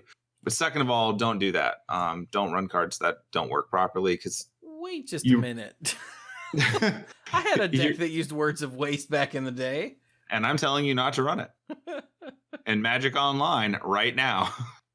Don't run cards that have buggy functionality because it's possible that if in any way, shape, or form you manage to accidentally get an advantage out of it, you're cheating. And also, it's just not going to be worthwhile. There's something wrong with it. So maybe don't run those until these things are fixed. You can keep an eye on the Magic Online bug blogs that come out every alternating week on Thursday to see when things are fixed. I don't go over the fixed list, but there's a link to it. If you play Magic Online, you should be aware of these. If you find someone taking advantage of buggy cards, you should report them for cheating because they probably are. And in general, you have to do that to make sure that people stop doing it. So, but yeah, that's all I'm going to go into for Magic Online. If you want to stay current and avoid things like me telling you that the deadlines for things have passed, go to the Wizards website, then go to the products dropdown, hit Magic Online, and that'll give you the most current stuff, such as the December 12th update, which will presumably tell you about events coming up this weekend and maybe other stuff. So, yeah, that's a lot of nonsense. Hey, look, we got to the end, guys. Hooray! We made it. I don't believe it. Oh, well, in that case, I'll talk some more. Yay. So, you can find me on Twitter at SqueeGoblinAbob. There's no Iron Goblin, probably because it's standing in line for Star Wars or something right now. Like, there's a lot of nerd media coming out this week, so I'm entertained by that. I will probably show up on Chewie's stream at some point when we're doing Overwatch nonsense, either being a Yeti or hunting Yetis. Yay. That should be a lot of fun. At some point in the near future, Chewie and I are going to go see The Disaster Artist. If you want to hear our opinions on The Room, you can track down the episode of School of Movies that we were on with Cluze. Indeed. And Cluze saw The Disaster Artist already. I have. Yeah. Do you want to talk about that now, or? I assume it's entertaining. Oh, it is. It is absolutely entertaining. So there's your incentive to get odds and ends this week. You can hear us talking about The Disaster Artist. Star Wars comes out Thursday. I'm going to see it on Thursday. I will be very sad if the internet somehow spoils this movie before it comes out, largely because I haven't watched the trailers either. I have no idea what this is about. So I saw the very original trailer, and that was all I needed, so I'm good now. I'm looking forward to that. Now, that said, I totally watched the new Ready Player One trailer, and I squeed a little bit at work. So that was a lot of fun, and I'm really looking forward to that movie. I will fully acknowledge that the writing will probably be bad and the characters will probably be generic. I do not care. This is the fan service that I want right now. It will make me happy. When is that coming out? In summer? March, I think. Oh, wow. Okay. I'll have to check, but I think it's like spring. Nice. Really looking forward to that. Like the second trailer hypes me a little more than the first one, and the first one already hyped me, so that looks pretty good. And finally, I'm just going to make a small note out there that if you happen to live in Alabama and listen to this on Tuesday, you should probably go vote. Yeah, not just should. Go vote. Yeah, like definitely go vote. This is an important Senate thing. So be aware right now the entire world is looking at you. So go do the democracy thing. Yeah. And now I'll hand things over to Cluze. Hey, I did go see The Disaster Artist, and I think you should too. Even if you're not a fan of The Room, I think you should go see it. Is anyone actually a fan of The Room, though? Apparently, some people really enjoy watching it. I like to think that the spoon industry is all about The Room. Yeah, I was going to say mostly for spoons. And now I will say some of you are probably thinking, oh, I did not care for The Room. I felt it was like really cringy the whole damn time. And I'm worried that Disaster Artist is going to be the exact same way. It's not. There are a couple of cringy parts because I hate cringy stuff like that too. It hurts. But there are only a couple of parts that are like that. They're very brief, but the rest of the movie is it's a lot of fun. And I'm going to tell these guys some more stuff after the show. So blah, also, blah, blah, apparently, odds and ends, blah, blah, Cluze blah. said you have to stay till the end of the credits when you see the Disaster Yes, Artist. absolutely. Like you're going to think, oh, they didn't put anything. I'm going to get up now. No, just sit. Stay. Sit. I need to see how The Room Disaster Artist is going to tie into the MCU, so I will be there till the end. That is absolutely correct. Most of my theater had vacated by then. Oh, and by the way, no. Again, odds and ends. We'll talk about it in the odds and ends. If you want to hear more from me, in theory, I have another podcast, and we haven't recorded in a long time because, oh my God, this semester's been horrible. Hey, speaking of which, a lot of you out there probably have finals right about now. Good luck on your finals. You can do this. You're almost there. Just a few more days.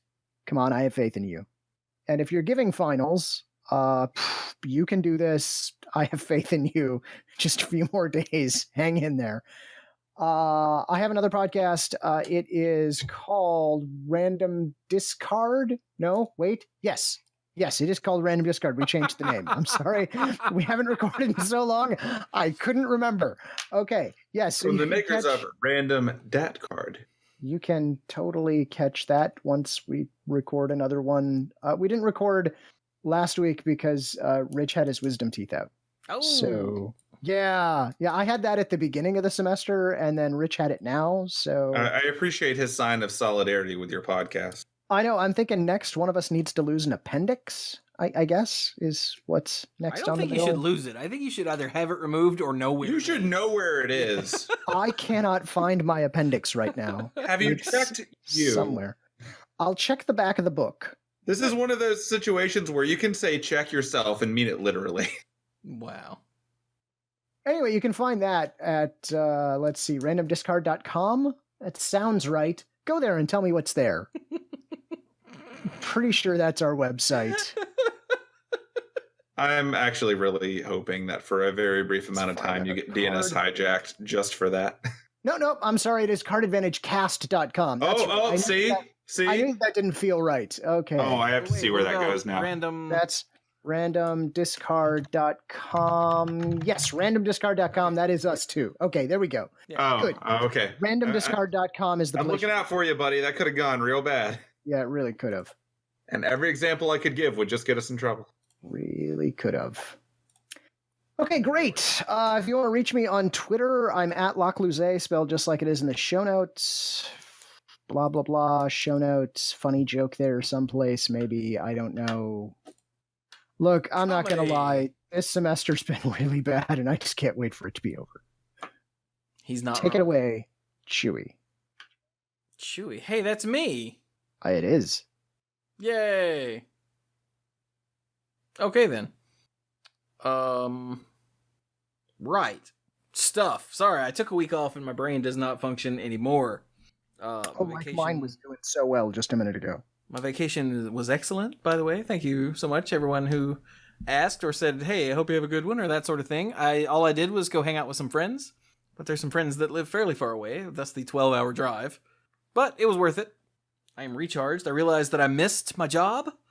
All of the content creation was a thing that I actually missed while I was not doing it, so that's a damn good sign. And yeah.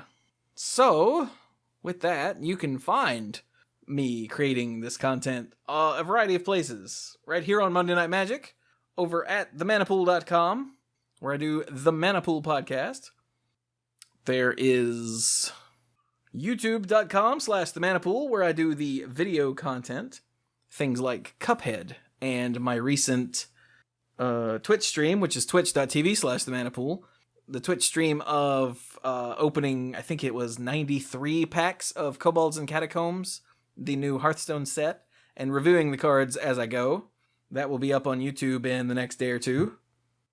It's a lot. It's a long edit, because it was like 3 hours long, so my bad.